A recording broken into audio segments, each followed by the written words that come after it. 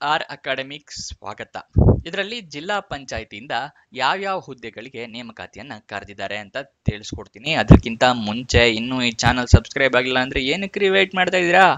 Subscribe ಆಗಿ ಪ್ರತಿದಿನ job details ನೋಡಿ. ಗೌರ್ಮೆಂಟ್ ಪ್ರೈವೇಟ್ ಸೆಕ್ಟರ್ ಎರಡು ಜಾಬ್ ಡೀಟೇಲ್ಸ್ ತಿಳಿಸ್ಕೊಡ್ತೀವಿ. ಇವಾಗಲೇ ಸಬ್ಸ್ಕ್ರೈಬ್ ಆಗಿ ಹಾಗೂ ಪಕ್ಕದಲ್ಲಿರೋ ಬೆಲ್ ಐಕನ್ ಪ್ರೆಸ್ ಮಾಡೋದು ಮರಿಬೇಡಿ. ವಿಡಿಯೋ ಶುರು ಮಾಡೋಣ, ಇನ್ನೇ ತಡ ಮಾಡೋದು. ಜಿಲ್ಲಾ ಪಂಚಾಯತಿಯಿಂದ ಲೈಬ್ರರಿ ಸೂಪರ್ವೈಸರ್ ಹುದ್ದೆಗೆ ಅರ್ಜಿ ಕರೆದಿದ್ದಾರೆ. 10 ಹುದ್ದೆನ ಖಾಲಿ ಇದೆ. ಓಕೆನಾ? ಸ್ಯಾಲ್ರಿ ಡೀಟೇಲ್ಸ್ ನೋಡೋದಾದ್ರೆ 18,606 ರೂಪಾಯಿ 12 ಪೈಸೆ, ಅದನ್ನು ಕೂಡ ಮೆನ್ಷನ್ ಮಾಡಿದ್ದಾರೆ. ಸಂಪೂರ್ಣ ತಿಳಿಸ್ಕೊಡ್ತಾ ಇದ್ದೀನಿ. ಸ್ಯಾಲ್ರಿ ಇದು ತಿಂಗಳದಾಗಿರುತ್ತೆ. ನೆಕ್ಸ್ಟ್ ವಯೋಮಿತಿ ಡೀಟೇಲ್ಸ್ನ ನೋಡೋದಾದ್ರೆ ನಿಮಗೆ ಮಿನಿಮಮ್ 18 ವರ್ಷ ಆಗಿರಲೇಬೇಕು. ಮ್ಯಾಕ್ಸಿಮಮ್ 35 ವರ್ಷದವರು ಕೂಡ ಅಪ್ಲಿಕೇಶನ್ ಹಾಕೋಬಹುದು, 18ರಿಂದ 35. ಆದರೆ ತಲೆ ಕೆಡಿಸ್ಕೋಬೇಡಿ, ಕೆಲವೊಂದು ಕ್ಯಾಟಗರಿ ಅವರಿಗೆ ವಯೋಮಿತಿ ಸಡಿಲಿಕೆ ಕೊಟ್ಟಿದ್ದಾರೆ. ಯಾವ ಕ್ಯಾಟಗರಿ ಎಷ್ಟು ಸಡಿಲಿಕೆ ಅಂತ ತಿಳಿಸ್ಕೊಡ್ತೀನಿ. Category 2A, 2B, 3A, 3B ಕ್ಯಾಂಡಿಡೇಟ್ಸ್ಗಳಿಗೆ 3 ವರ್ಷದ ಸಡಿಲಿಕೆ ಕೊಟ್ಟಿದ್ದಾರೆ. ಅದೇನಾದರೂ SC, ST ಅಥವಾ ಕ್ಯಾಟಗರಿ 1 ಆಗಿದ್ರೆ ನಿಮಗೆ 5 ವರ್ಷದ ಸಡಿಲಿಕೆ ಕೊಟ್ಟಿದ್ದಾರೆ. ಅದೇ ಏನಾದ್ರೂ PWD ಅಂದ್ರೆ ಪರ್ಸನ್ ವಿತ್ ಡಿಸೆಬಿಲಿಟಿ ಅಂತ ಹೇಳಿ ಅಂತವರಿಗೆ ಮತ್ತೆ ವಿಡೋ ಕ್ಯಾಂಡಿಡೇಟ್ಸ್ ಅಂದ್ರೆ ವಿಧವಾ ಕ್ಯಾಂಡಿಡೇಟ್ಸ್ ಗಳಿಗೆ 10 ವರ್ಷದ ಸಡಿಲಿಕೆ ಕೊಟ್ಟಿದ್ದಾರೆ. ಗೊತ್ತಾಯ್ತಲ್ಲ? ಇಲ್ಲಿ PWD ಕ್ಯಾಂಡಿಡೇಟ್ಸ್ ಆಗಿದೆ ಅಂತ ಅನ್ಕೊಳ್ಳಿ. ಇಲ್ಲಿ 35 ವರ್ಷ ಮ್ಯಾಕ್ಸಿಮಮ್ ಇದೆ, ಪ್ಲಸ್ 10 ಅಂತ ಹೇಳಿದ್ರೆ 45 ವರ್ಷದವ್ರ ತನಕ PWD ಕ್ಯಾಂಡಿಡೇಟ್ಸ್ ಹಾಕೋಬಹುದು. ಕನ್ಫ್ಯೂಷನ್ ಆಗಬೇಡಿ, ಇಲ್ಲಿ ಕೊಟ್ಟಿರಲ್ಲ, ಇದನ್ನ ಆಡ್ ಮಾಡಿ ಎಷ್ಟು ಇರುತ್ತಲ್ಲ ಅಷ್ಟು ನಿಮ್ಮ ಕ್ಯಾಟಗರಿಗೆ ಇರುತ್ತೆ. ತಿಳ್ಕೊಂಡಿರ ಅನ್ಕೊಂತೀನಿ.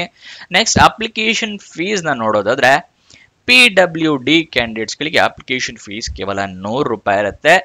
ಅದೇ ಏನಾದರೂ SC, ST ಕ್ಯಾಟಗರಿ 1 ಮತ್ತೆ ಎಕ್ಸ್ ಸರ್ವಿಸ್ ಮೆನ್ ಕ್ಯಾಂಡಿಡೇಟ್ಸ್ ಏನಾದರೂ ನೀವಾಗಿದ್ರೆ ನೀವು 200 ರೂಪಾಯಿ ಪೇ ಮಾಡಬೇಕಾಗತ್ತೆ.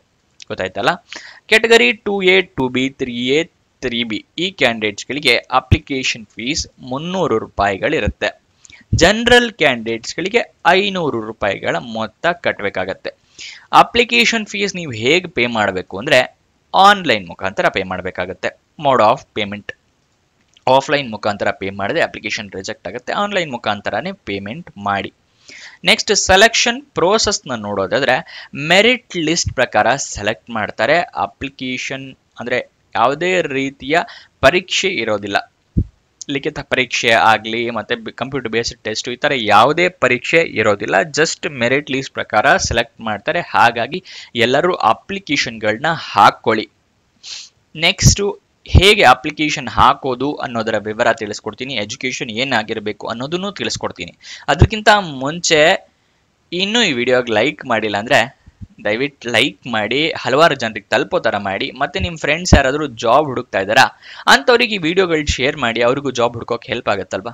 ಸೊ ಶೇರ್ ಮಾಡಿ ಇವಾಗಲೇ. ನೆಕ್ಸ್ಟು ಅಪ್ಲಿಕೇಶನ್ ಹಾಕೋದಕ್ಕೂ ಮುಂಚೆ ಕೆಲವೊಂದು ಸ್ಟೆಪ್ಸ್ಗಳನ್ನ ನಿಮಗೆ ತಿಳಿಸ್ಕೊಡ್ತಾ ಇದ್ದೀನಿ. ಕರೆಕ್ಟಾಗಿ ನೋಡ್ಕೊಳ್ಳಿ. ಬೇಕು ಅಂತ ಹೇಳಿದ್ರೆ ಸ್ಕ್ರೀನ್ಶಾಟ್ ಬೇಕಾದರೂ ತಗೊಳ್ಳಿ. ಇದು ಅಪ್ಲಿಕೇಶನ್ನ ನೀವು ಆನ್ಲೈನ್ ಮುಖಾಂತರ ಹಾಕೋಬೇಕಾಗತ್ತೆ. ಆನ್ಲೈನ್ ಹಾಕೋದಕ್ಕೂ ಮುಂಚೆ ನೀವು ಮಾಡಬೇಕಾಗಿರೋದು ಏನು ಅಂತ ಹೇಳಿದ್ರೆ ಅಫಿಷಿಯಲ್ ನೋಟಿಫಿಕೇಶನ್ನ ಓದ್ಕೋಬೇಕು. ಯಾಕೆ ಅಂದರೆ ನೀವು ಏನಾದರೂ ಅಪ್ಲಿಕೇಶನ್ ಫಿಲಪ್ ಮಾಡ್ತಾ ಏನಾದರೂ ಡೌಟ್ಸ್ ಬಂತು ಅಥವಾ ಏನೇನು ಡಾಕ್ಯುಮೆಂಟ್ಸ್ ಬೇಕು ಅಂತ ಗೊತ್ತಿರಲ್ಲ, ಅಪ್ಲಿಕೇಶನ್ ಹಾಕೋಕೆ ಹೋಗ್ತೀರಾ ಅಲ್ವಾ? ಅದಕ್ಕೋಸ್ಕರ ತಪ್ಪು ಮಾಡ್ಕೋಬೇಡಿ. ಅಫಿಷಿಯಲ್ ನೋಟಿಫಿಕೇಶನ್ನ ಓದ್ಕೊಳ್ಳಿ. ಓದ್ಕೊಂಡ ನಂತರ ಅಪ್ಲಿಕೇಶನ್ ಹಾಕಿ. ತಪ್ಪುಗೆ ಅವಕಾಶ ಇಲ್ಲ ತಪ್ಪು ಮಾಡೋದಕ್ಕೆ. ಆವಾಗ ತಿದ್ದುಪಡಿಗೂ ಏನು ಅವಶ್ಯಕತೆ ಇರೋದಿಲ್ಲ. ಓಕೆನಾ? ಇದು ಅಫಿಷಿಯಲ್ ನೋಟಿಫಿಕೇಶನ್ ಎಲ್ಲಿ ಸಿಗುತ್ತೆ ಅಂತ ನಾನು ನಿಮಗೆ ಮುಂದೆ ತಿಳಿಸ್ಕೊಡ್ತೀನಿ. ಕೊನೆ ತನಕ ನೋಡ್ತಾ ಇರಿ. ಆನ್ಲೈನ್ ಮೋಡ್ನಲ್ಲಿ ಹಾಕೋಬೇಕು ಅಂತೇನೋ ಹೇಳಿದೆ, ಆದರೆ ಏನೇನು ಡೀಟೇಲ್ಸ್ ಬೇಕು ಅಂತ ಹೇಳಬೇಕಲ್ವಾ? ಇಮೇಲ್ ID, ಮೊಬೈಲ್ ನಂಬರು ಇದನ್ನೆಲ್ಲ ಕರೆಕ್ಟಾಗಿ ಮೆನ್ಷನ್ ಮಾಡ್ಕೊಳ್ಳಿ ನೀವು ಅಪ್ಲಿಕೇಶನ್ ಹಾಕಬೇಕಾದ್ರೆ. ಯಾಕಂದರೆ ನಿಮ್ಮನ್ನು ಕಮ್ಯುನಿಕೇಷನ್ ಪರ್ಪಸ್ಗೆ ನೀವೇನಾದರೂ ಸೆಲೆಕ್ಟ್ ಆದರೆ ನಿಮಗೆ ಇಮೇಲ್ IDಗೆ ಕಳಿಸ್ತಾರೆ ಅಥವಾ ಮೊಬೈಲ್ ನಂಬರಿಗೆ ಕಳಿಸ್ತಾರೆ. ಸೊ ಆ ಇಮೇಲ್ ID ನಿಮಗೆ ಕರೆಕ್ಟಾಗಿರೋ ಅಡ್ರೆಸ್ಗೆ ಬರಬೇಕು ಅಂದರೆ ಇಮೇಲ್ ID ಕರೆಕ್ಟಾಗಿ ಹಾಕಬೇಕಾಗತ್ತೆ. ಓಕೆನಾ? ನೆಕ್ಸ್ಟ್ ಡಾಕ್ಯುಮೆಂಟ್ಸ್ ಎಲ್ಲ ರೆಡಿ ಇಟ್ಕೊಳ್ಳಿ. ಯಾವುದು ಅಂದರೆ ID ಪ್ರೂಫಿಗೆ ಆಧಾರ್ ಕಾರ್ಡು, ಪಾನ್ ಕಾರ್ಡು ಅಥವಾ ವೋಟರ್ ID ಈ ಥರ ಡಾಕ್ಯುಮೆಂಟ್ಸ್ ರೆಡಿ ಇಟ್ಕೊಳ್ಳಿ. ಏಜ್ ಪ್ರೂಫಿಗೆ ನೀವು SSLC ಮಾರ್ಕ್ಸ್ ಕಾರ್ಡ್ನ ರೆಡಿ ಇಟ್ಕೊಳ್ಳಿ. ಮತ್ತು ಎಜುಕೇಷನ್ ಕ್ವಾಲಿಫಿಕೇಷನ್, ಎಜುಕೇಷನ್ ಸರ್ಟಿಫಿಕೇಷನ್ಸು ಮತ್ತು ರೆಸ್ಯೂಮೆ ಇಟ್ಕೊಂಡಿರಿ. ರೆಸ್ಯೂಮೆ ಏನು ಕೇಳೋಲ್ಲ ಅನ್ಸುತ್ತೆ, ಇಟ್ಕೊಂಡಿರಿ. ಎಕ್ಸ್ಪೀರಿಯನ್ಸ್ ಇದ್ದರೆ ಎಕ್ಸ್ಪೀರಿಯನ್ಸ್ ಸರ್ಟಿಫಿಕೇಟ್ನು ಮೆನ್ಷನ್ ಮಾಡ್ಕೊಳ್ಳಿ. ಆ ಡಾಕ್ಯುಮೆಂಟ್ಸ್ನು ರೆಡಿ ಇಟ್ಕೊಳ್ಳಿ. ಓಕೆನಾ? ನೆಕ್ಸ್ಟು ಇದರ ಅಪ್ಲಿಕೇಶನ್ ವೆಬ್ಸೈಟ್ನ ಲಿಂಕು ನಾನು ಮುಂದೆ ತೋರಿಸ್ಕೊಡ್ತೀನಿ. ಓಕೆನಾ. ನೆಕ್ಸ್ಟ್ ನಿಮಗೆ ಅಪ್ಲಿಕೇಶನ್ ಫಾರಮ್ ಫಿಲಪ್ ಮಾಡೋದಕ್ಕೆ ಮುಂಚೆ ಡಾಕ್ಯುಮೆಂಟ್ಸ್ ಎಲ್ಲ ಹೇಳಿದೆ, ಆದರೆ ಅದು ಹಾರ್ಡ್ ಕಾಪಿ ಇದ್ದರೆ ಆಗಲ್ಲ, ನಿಮಗೆ ಸಾಫ್ಟ್ ಕಾಪಿ ಬೇಕು. ಅಂದರೆ ನೀವು ಮೊಬೈಲ್ನಲ್ಲಿ ಹಾಕೋದಾದರೆ ಮೊಬೈಲ್ನಲ್ಲಿ ಸ್ಕ್ಯಾನ್ಡ್ ಕಾಪೀಸ್ ಇರಬೇಕು, ಅಥವಾ ಕಂಪ್ಯೂಟರ್ನಲ್ಲಿ ಹಾಕೋದಾದ್ರೆ ಕಂಪ್ಯೂಟರ್ನಲ್ಲಿ ಸ್ಕ್ಯಾನ್ ಮಾಡಿ ಇಟ್ಕೊಳ್ಳಿ. ಮೊಬೈಲಲ್ಲಾದರೆ ಫೋಟೋ ತೆಗೆದು ಇಟ್ಕೊಳ್ಳಿ. ಓಕೆನಾ, ಎಲ್ಲ ಡಾಕ್ಯುಮೆಂಟ್ಸ್ನು. ಮತ್ತೆ ಒಂದು ಪಾಸ್ಪೋರ್ಟ್ ಸೈಜ್ ಫೋಟೋನು ಇಟ್ಕೊಂಡಿರಿ. ಅಪ್ಲಿಕೇಶನ್ ಹಾಕೋದಕ್ಕೆ ಕೇಳಿದ್ರೆ ಅಪ್ಲಿಕೇಶನ್ ಹಾಕ್ಕೋಬೋದು. ಮತ್ತು ಅಪ್ಲಿಕೇಶನ್ ಫೀಸ್ನ ನೀವು ನಿಮ್ಮ ಕ್ಯಾಟಗರಿಯ ಪ್ರಕಾರ ಪೇ ಮಾಡಿ.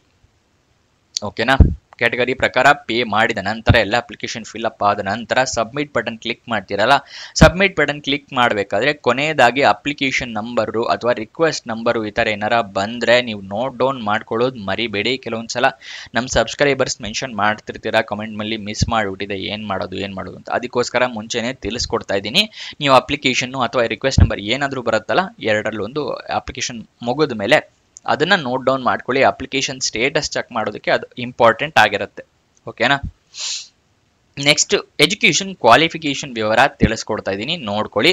ನಿಮಗೆ PUC ಆಗಿದ್ರೆ ಸಾಕು, ನೀವು ಅಪ್ಲಿಕೇಶನ್ ಹಾಕಬಹುದು. ಆದರೆ ಸರ್ಟಿಫಿಕೇಶನ್ ಕೋರ್ಸ್ ಮಾಡಿರಬೇಕು ಲೈಬ್ರರಿ ಸೈನ್ಸ್ನಲ್ಲಿ. ಓಕೆನಾ, ಅದು ರೆಕಗ್ನೈಸ್ಡ್ ಬೋರ್ಡ್ ಅಥವಾ ರೆಕಗ್ನೈಸ್ಡ್ ಯೂನಿವರ್ಸಿಟಿಯಿಂದ ಮಾಡಿರಬೇಕಾಗುತ್ತೆ PUCನ. ಇದು ಎಜುಕೇಷನ್ ಕ್ವಾಲಿಫಿಕೇಷನ್ನ ವಿವರ. ಉದ್ಯೋಗ ಸ್ಥಳ ಕೊಡಗು ಕರ್ನಾಟಕ. ಇಲ್ಲಿ ಹುದ್ದೆಗಳು ಖಾಲಿ ಇರುತ್ತೆ, ನೀವು ವರ್ಕ್ ಮಾಡೋದಕ್ಕೆ ಅಲ್ಲಿ ರೆಡಿ ಇದ್ದರೆ ಅಪ್ಲಿಕೇಶನ್ ಹಾಕೋಬಹುದು. ನೀವು ಆನ್ಲೈನ್ ಅಪ್ಲಿಕೇಶನ್ನು ಓಪನ್ ಆಗಿ ದಿನಾಂಕ 27 ಜನವರಿ 2025, ಕೊನೆಯ ದಿನಾಂಕ 13 ಫೆಬ್ರವರಿ 2025. ನೆಕ್ಸ್ಟು ಅಫಿಷಿಯಲ್ ನೋಟಿಫಿಕೇಶನ್ ಏನೋ ಡೌನ್ಲೋಡ್ ಮಾಡ್ಕೊಳ್ಳಿ ಅಂತ ಹೇಳಿದೆ, ಆದರೆ ಎಲ್ಲಿ ಸಿಗುತ್ತೆ ಅನ್ನೋದರ ವಿವರ ಬೇಕಲ್ವಾ. ನಿಮಗೆ ಡಿಸ್ಕ್ರಿಪ್ಷನಲ್ಲಿ ಟೆಲಿಗ್ರಾಮ್ ಚಾನಲ್ ಲಿಂಕ್ ಕೊಟ್ಟಿದ್ದೀನಿ, ಅಲ್ಲಿಂದ ಕ್ಲಿಕ್ ಮಾಡಿ ಆ ಚಾನಲ್ ಜಾಯಿನ್ ಆಗಿ ಅಫಿಷಿಯಲ್ ನೋಟಿಫಿಕೇಶನ್ನ ಡೌನ್ಲೋಡ್ ಮಾಡ್ಕೊಳ್ಳಿ.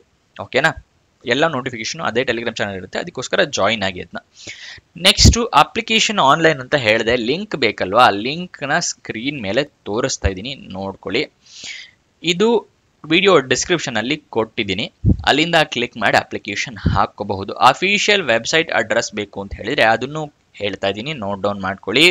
kodagu.nic.in ಇದು ಅಫಿಷಿಯಲ್ ವೆಬ್ಸೈಟ್ನ ಅಡ್ರೆಸ್. ಇಲ್ಲಿಂದ ಹೋಗಿ ಕೂಡ ನೀವು ಜಾಬ್ ಡೀಟೇಲ್ಸ್ನ ತಿಳ್ಕೋಬಹುದು.